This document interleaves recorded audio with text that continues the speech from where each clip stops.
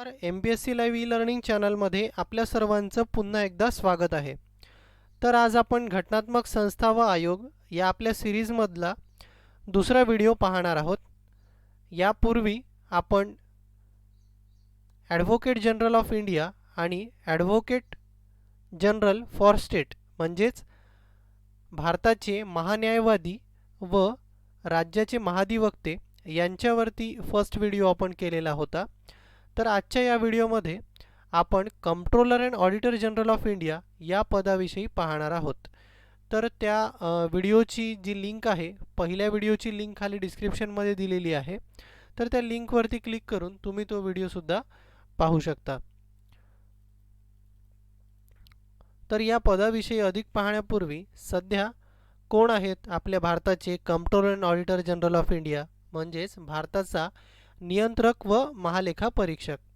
तर सध्या गिरीशचंद्र मुर्मू हे भारताचे कॅग आहेत. आपण याला इन शॉर्टमध्ये कॅगसुद्धा म्हणतो.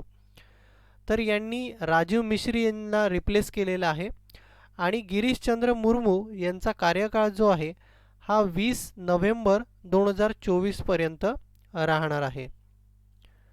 तर आता आपण पाहूया की यांची नियुक्ती कोण करतं. तर भारताचे राष्ट्रपती हे भारताचा नियंत्रक व महालेखा परीक्षक याची नियुक्ती करत असतात केंद्र सरकारच्या शिफारशीने. ठीक आहे, ते स्वतःच्या विलने याची नियुक्ती नाही करू शकत. तर केंद्र सरकारच्या शिफारशीने भारताचे राष्ट्रपती कॅगची नियुक्ती करत असतात. हे आपण आताच बघितलेलं आहे, कॅगची नियुक्ती करतात. यासोबत त्यांना शपथ कोण देतोय हे सुद्धा आपल्याला फोटोमध्ये दिसते. तर कॅगना शपथ हे भारताचे राष्ट्रपती हे स्वतः देतात. गिरीशचंद्र मुर्मू इकडे आपल्याला फोटोमध्ये दिसत आहे मास्क लावलेले आणि इकडे राष्ट्रपती त्यांना शपथ देताना. यानंतर राज्यघटनेच्या कलम 148 नुसार आर्टिकल 148 नुसार हे पदाची निर्मिती झालेली आहे. त्यामुळे हे एक घटनात्मक संस्था आहे. तर कॅग भारताच्या लेखा तपासणी विभागाचा हा प्रमुख अधिकारी आहे. त्यासोबतच वित्तीय प्रशासन, घटनात्मक व कायदेशीर व्यवहाराची हमी देणे हे त्याचे प्रमुख कर्तव्य आहे. तर ते कशा पद्धतीने आहे ते आपल्याला पुढे आपण एक्झाम्पलद्वारे नेक्स्ट स्लाईडमध्ये समजून घेऊया अगदी डिटेलमध्ये की त्याचं घटनात्मक व कायदेशीर व्यवहाराची हमी तो कशा पद्धतीने देतो. तर यानंतर आपण बघितलं की नियंत्रक व महालेखापाल केंद्र व राज्य पातळीवरील समग्र वित्तीय व्यवस्थेचा प्रमुख असून सार्वजनिक निधीचा रक्षण करता आहे. ओके, तर हे केंद्र आणि राज्य पातळीवरील दोन्हींचा सार्वजनिक निधीचा रक्षणकर्ता म्हणून काम हे भारताचे नियंत्रक आणि महालेखा परीक्षक हे पार पाडत असतात. तर या पदाचा कार्यकाळ किती असतो म्हणजे आता आपण पाहिलं की नियुक्ती भारताचे राष्ट्रपती करत असतात, त्यांना शपथ भारताचे राष्ट्रपती देत असतात. तर यांचा जो कार्यकाळ असतो हा किती असतो तर हा 6 वर्षाचा कार्यकाळ आहे किंवा वयाच्या 65व्या वर्षापर्यंत ते या पदावरती राहू शकतात. मग जे पहिले येईल ते त्यांचं टेन्युअर आपण समजूया. म्हणजे जर 6 वर्ष पहिले कंप्लीट झाली तर तिथेच ते आपल्या त्यांचा पदाचा कार्यकाळ संपेल किंवा मग वयाच्या 65व्या वर्षापर्यंत ते या पदावरती राहू शकतात.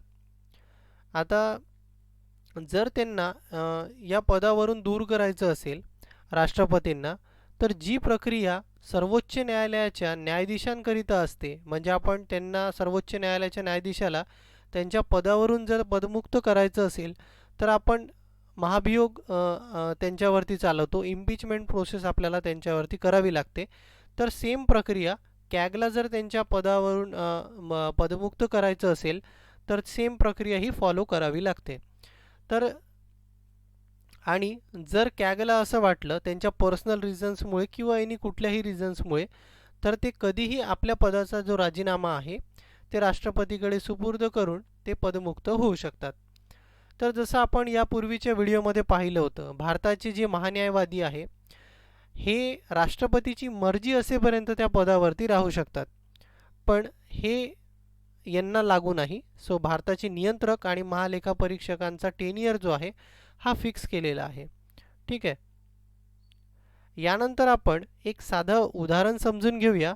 यावरून आपल्याला एक अंदाज येईल की नेमकं भारताचा नियंत्रक आणि महालेखा परीक्षक यांचे काम कसे चालते. तर आपण एक डे टू डे लाईफमधलं आपलं एक साधं उदाहरण समजून घेऊया आणि त्यानंतर मग आपण त्याचे जे कार्य कर्तव्य आहेत, लिमिटेशन्स आहेत ते पाहूया.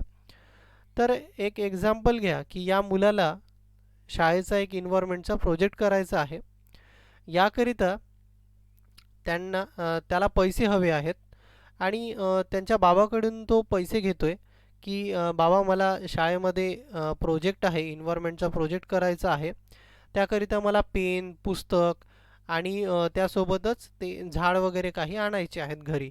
सो याकरिता मला 1000 रुपये लागतील. तर मग त्याचे बाबा या पर्पजकरिता त्याला 1000 रुपये देतात. तर घरामध्ये ऑब्व्हियसली आई आहे. तर आई काय करते की कशा पद्धतीने यांनी बाबाला पैसे मागायचे आहेत ती पद्धत त्या त्या आईनी त्या मुलाला सांगितलेली आहे. यासोबतच त्याला पैसे मिळाल्याच्या नंतर त्यांनी ते कुठे खर्च केलेत, म्हणजे त्यांनी पेन घेतलेली असेल, पुस्तक घेतलेली असेल, एखादं झाड घेतलेलं असेल, तर त्याची सर्वांची बिलं त्याला आणायला त्याची ही आई सांगत असते. तर ते बिलं कशा पद्धतीने आणायचे हे सर्व जी प्रक्रिया आहे ते आईने याला सांगितलेली आहे. यासोबतच त्याला जी प्रोसेस सांगितलेली होती की बाबांकडनं कसे पैसे मागायचे हे सुद्धा आईने त्याला सांगितलं आहे. तर म्हणजे असं नाही की खिशातून पैसे चोरून आणायचे, असं नाही. सो प्रॉपर रिक्वेस्ट करण्यासाठी सकाळी 8 वाजता वगैरे ड्युटीला जाण्याच्या पूर्वी ते मागायचे आहेत. सो ही प्रक्रिया आईने त्याला सांगितलेली आहे की कशा पद्धतीने आपल्याला पैसे इथून मागायचे आहेत बाबाकडनं आणि ते खर्च कसे करायचे आहेत आणि खर्च केल्याच्या नंतर कुठे कुठे खर्च केले हे बिल याला सांभाळून ठेवायचे आहेत. ठीक आहे. तर एकदा खर्च केल्यानंतर हा मुलगा ज्या वेळेला घरी येतो त्यावेळेला आई त्याची बिल तपासते. म्हणजे यांनी समजा पेनचं बिल किती झालेलं आहे, पुस्तकांचं बिल किती झालेलं आहे, कारण यांनी 1000 रुपये हा घरातून घेऊन गेलेला. तर मग ते पूर्ण बिल तपासण्याचं काम कोण करत असते, तर ही आई करत असते. आणि असं की 10 रुपयाची पेन 100 रुपयाची झाली म्हणून या बिलमध्ये दाखवलं आहे का या मुलांनी की हे पैसे नेमके आणि एन्व्हायरमेंट प्रोजेक्टसाठीच खर्च केलेले आहेत की मग कुठे मित्रांसोबत वगैरे पार्टी केलेली आहे. तर हे सर्व तपासते आई. तर आता हे आपण एक जनरल एक्झाम्पल बघितलं डे टू डे लाईफमधलं. तर आता आपण या उदाहरणामध्ये आपलं कंट्रोलर अँड ऑडिटर जनरल यांना आपण इथे समजून घेऊया.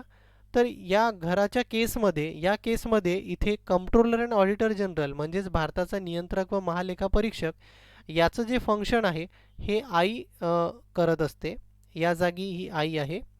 सो भारताचा जो संचित निधी आहे कन्सोलिडेटेड फंड ऑफ इंडिया, तर इथे बाबाची भूमिका आहे किंवा आपण त्याला म्हणू हे एक फंड आहे. कन्सोलिडेटेड फंड संचित निधी भारताचा आहे असं आपण याला कन्सिडर करूया. आणि हा जो मुलगा दिसतोय हा मुलगा म्हणजे कोण आहे, तर केंद्र सरकार आहे, राज्य सरकार आहे आणि यासोबतच ज्या वेगवेगळ्या NGOज आहे, संस्था आहेत की जे त्यांचं फंक्शनिंग करण्याकरिता किंवा त्यांचं काम करण्याकरिता भारत सरकारकडनं पैसे घेतं. तर अशा ह्या संस्था म्हणजे हा मुलगा आहे. तर आता आपण त्याचे जे आहेत ते फंक्शन आपण समजून घेऊया. भारताचा नियंत्रक व महालेखा परीक्षक. तर 1971 सालीच्या संसदीय कायद्याद्वारे भारतीय या पदाचे जे अधिकार आणि कर्तव्य आहेत ती स्पष्ट करण्यात आलेली आहे. सो 1971च्या संसदीय कायद्याने हा फॅक्ट इथे आपल्याला लक्षात घ्यायचा आहे. यासोबत हे पद जे आहे केंद्र व घटक राज्य शासनाद्वारे करण्यात आलेल्या खर्चाची लेखा तपासणी करणे हे याचे काम आहे. तर इथे आपण एक्झाम्पलमध्ये पाहिलं ना, आई जो आहे हे कॅग रिलेटेडचं रोल करत असते. तर शासनाद्वारे पुरविण्यात आलेल्या निधींवर कार्यरत असणाऱ्या संस्था, NGO, मंडळे, आस्थापनांच्या हिशोबाची तपासणी करणे हे कॅगचे कार्य आहे. त्यासोबत राष्ट्रपतीद्वारा विचारल्या गेलेल्या कोणत्याही अधिसत्तेच्या हिशोबाची तपासणी करणे हे पण कॅगचे कार्य आहे.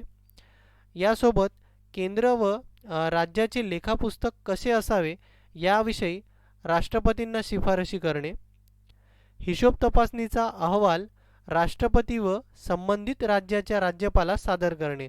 म्हणजे जर केंद्र सरकारचा किंवा केंद्रीय एखाद्या संस्थेचा त्यांनी अहवाल केलेला असेल, तपासणी हिशोब तपासणी अहवाल जो आहे, तर ते राष्ट्रपतीला सबमिट करत असतात आणि राष्ट्रपती मग ते भारतीय संसदेला सबमिट करतात.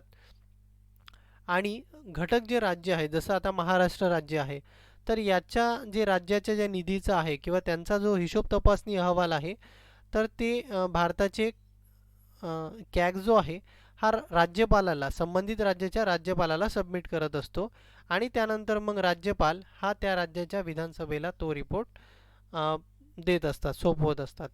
ठीक आहे. तर या रिपोर्टचं बघा, हिशोब तपासणीमध्ये आतापर्यंत आपण जसं बघितलं असेल 2G स्पेक्ट्रम घोटाळा आहे, कोलगेट घोटाळा असेल, पुन्हा जो ते बरेचसे जे घोटाळे आहेत, चिक्की घोटाळा पुन्हा मागच्या सरकारमध्ये आपला आलेला. सो हे सर्व जे घोटाळे समोर आलेले असतात ना, या हिशोब तपासणी अहवालातून ते आलेले आपण पाहतो. तर त्यामुळे हा हिशोब तपासणी अहवाल अतिशय महत्त्वाचा आहे. त्यानंतर सार्वजनिक लेखा समिती जी आपल्या भारतीय संसदेमध्ये आणि विधानसभेमध्ये सुद्धा असते, तर सार्वजनिक लेखा समितीचा मार्गदर्शक मित्र व तत्त्वज्ञ म्हणून कॅग हा कार्य पार पाडत असतो. त्यासोबतच वित्तीय कामकाज व्यवस्थेत घटनात्मकतेची हमी देणे हे त्याचे एक प्रमुख कार्य आहे. तर या पद्धतीने आपण बघितले भारताच्या महानियंत्रक आणि महालेखा परीक्षक याचे कार्य. आता आपण पाहूया या पदाचे काही लिमिटेशनसुद्धा आहेत. म्हणजे जर आपण हे जे पद आहे, जसं आपण हे ब्रिटनकडनं आपण घेतलेलं आहे, पण काहीशा बाबीमध्ये ब्रिटनचं जे कंट्रोलर अँड ऑडिटर जनरलचं पद आहे आणि भारताचं कंट्रोलर अँड ऑडिटर जनरलचं पद आहे, यामध्ये काही बेसिक थोडासा डिफरन्ससुद्धा आहे. तर ते आपण पाहूया. तर जसं या एक्झाम्पलमध्ये आपण पाहिलं की जर या मुलाने काही गडबड केलेली असेल, एखाद्या बिल एक्स्ट्राचे जनरेट केलेले असेल किंवा किंवा इथून पैसे काढण्यासाठी त्यांनी लेजिटिमेट वे चा वापर केलेला नसेल, चुकीच्या पद्धतीने त्यांनी हे पैसे इथून बाबाकडनं त्याच्या घेतले असेल, तर इथली घरची जी कॅग आहे ते काय करणार आहे, एक त्याच्या कनपटात लावतं आणि त्याला मग त्याची शिक्षा मिळतं की अरे यार हे मी चूक केली. सो या केसमध्ये हा जी घरची जी आई असते ही एक नियंत्रक आहे. ठीक आहे, नियंत्रकाचा रोलसुद्धा करत असते. पण आपण असं पाहतो की कॅगच्या संदर्भामध्ये त्याचं नाव आहे कंट्रोलर अँड ऑडिटर जनरल, म्हणजेच नियंत्रक, कंट्रोल म्हणजे कंट्रोल करणारा. पण क्रिटिक्स काय करतात की या पदाबद्दल एक क्रिटिक केलं जातं की हे कंट्रोलर नाही आहेत, हे फक्त ऑडिटर जनरल आहेत भारताचे.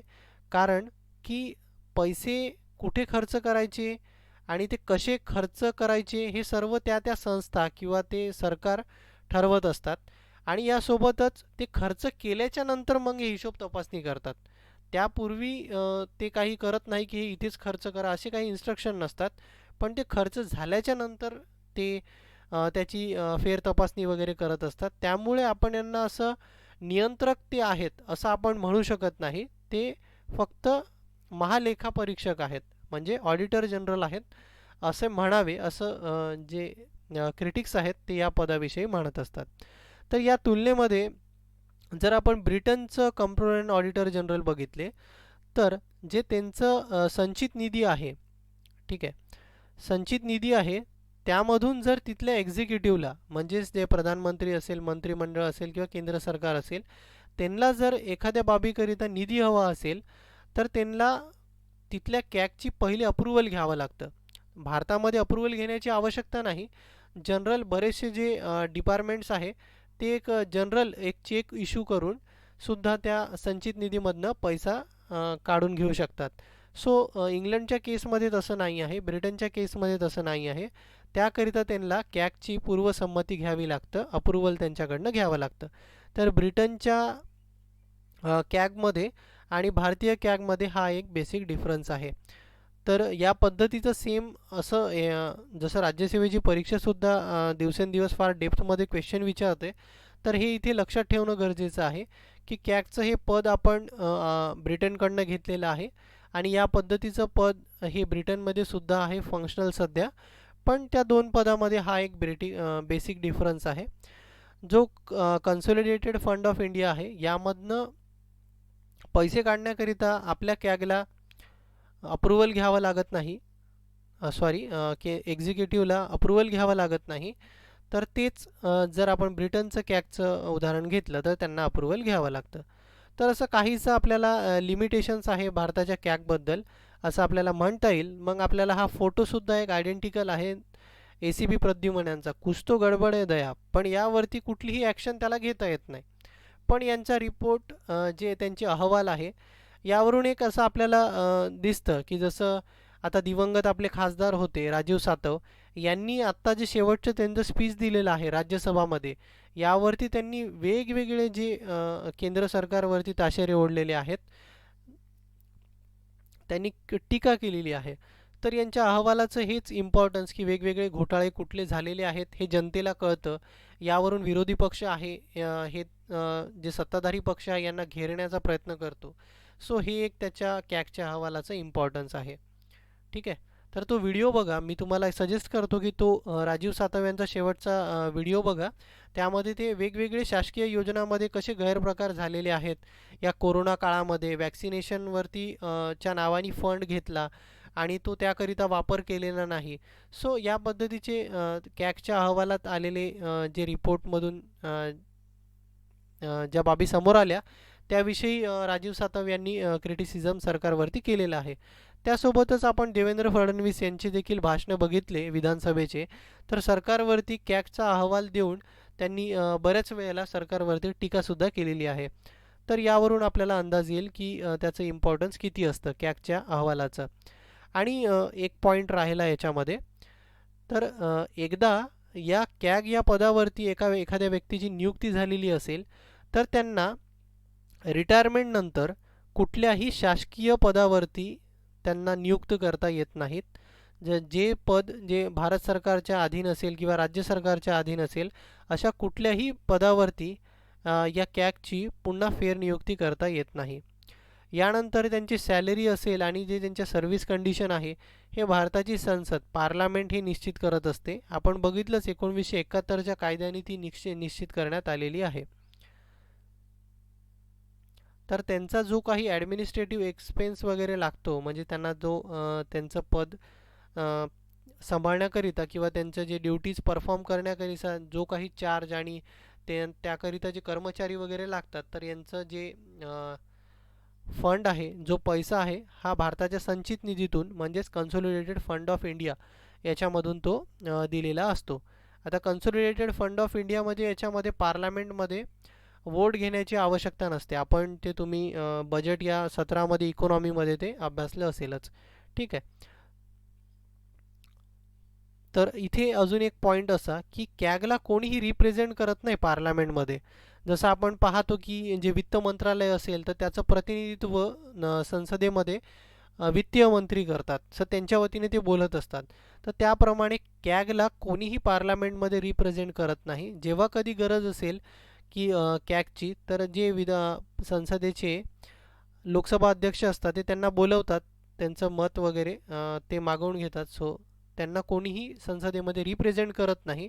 आणि त्यांचा जो अहवाल असतो जो तो अहवाल कॅग पब्लिश करतात ते राष्ट्रपतींना सुपूर्द करत असतात आणि मग राष्ट्रपती जे आहे तो अहवाल भारतीय संसदेकडे पाठवतात. तर हे होतं आज आपण बघितलं हे कंट्रोलर अँड ऑडिटर जनरल या पोस्टविषयी. तर थँक्यू. नेक्स्ट व्हिडिओमध्ये आपण पुन्हा एका घटनात्मक संस्थेविषयी बोलूया. थँक्यू.